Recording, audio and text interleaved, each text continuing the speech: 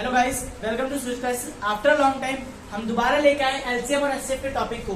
क्यों डिस्कस कर रहा हूँ मैं ये? क्योंकि मैं बच्चे को बोलता हूँ फैक्टर बनाओ और बच्चे बोलते हैं एलसीएम निकालना है। एलसीएम निकलता है 2 नंबर का, एचसीएफ निकलता है 2 नंबर का।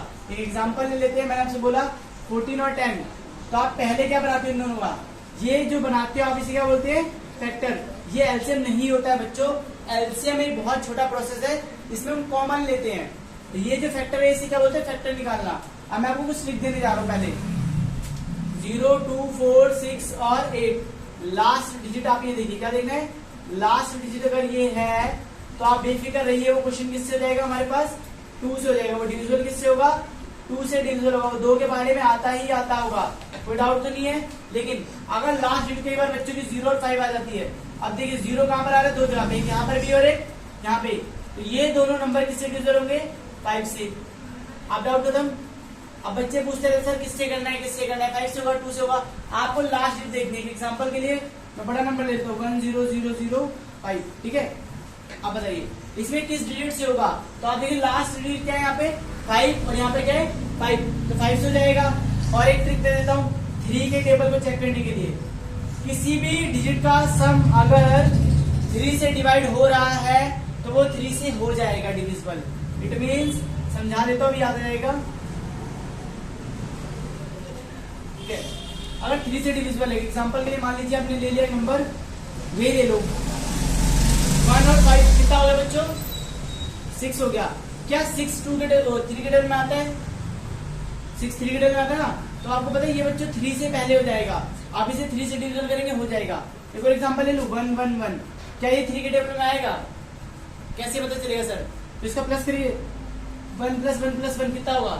3 3 3 के टेबल में आता है, ये 3 से डिवाइड करके। आप बच्चे सोचते हैं डिवाइड कैसे होगा? तो देखिए आपको इस नंबर को ब्रैकेट के अंदर मतलब डिविजिबल रूल लगाना है। यहाँ पे 3 से डिवाइड करिए नॉर्मल। 3 के टेबल में 11 आता है? नहीं, उससे कम क्या आता है बच्चों? 3 3 सा 9, बचा क्या हमारे पास?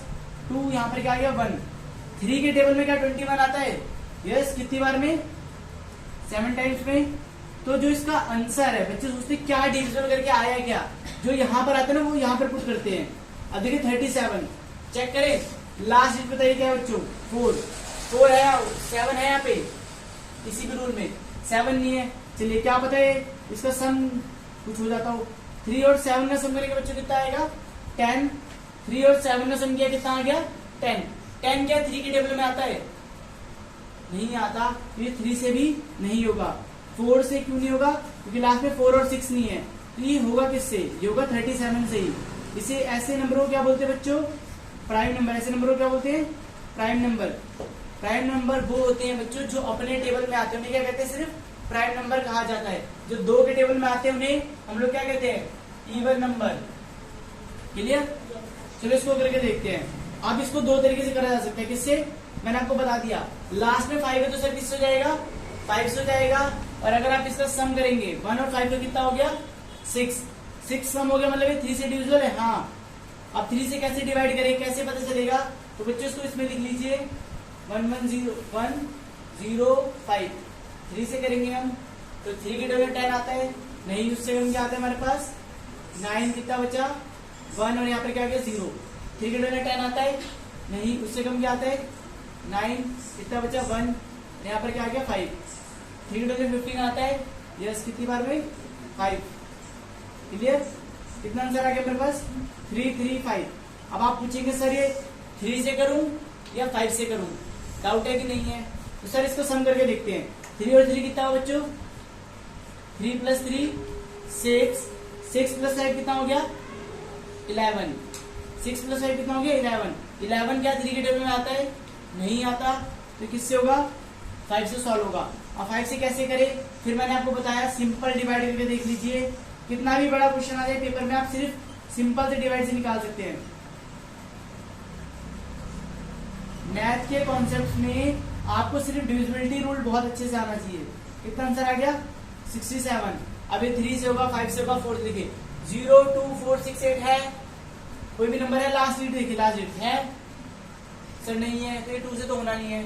0 और 5 है, लास्ट में नहीं है, तो 5 से भी नहीं होना। अब हमें क्या चाहिए?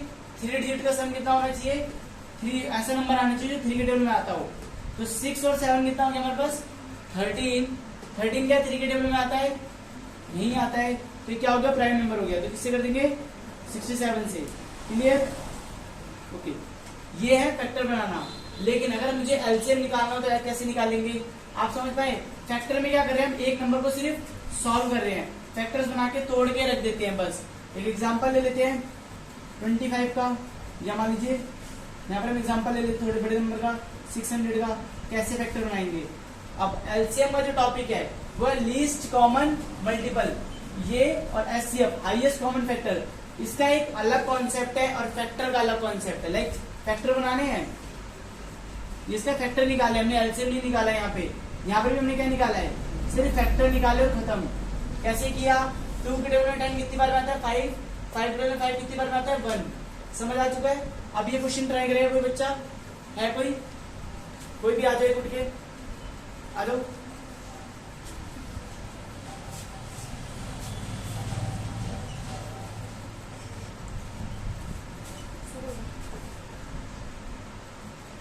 सर हो गया।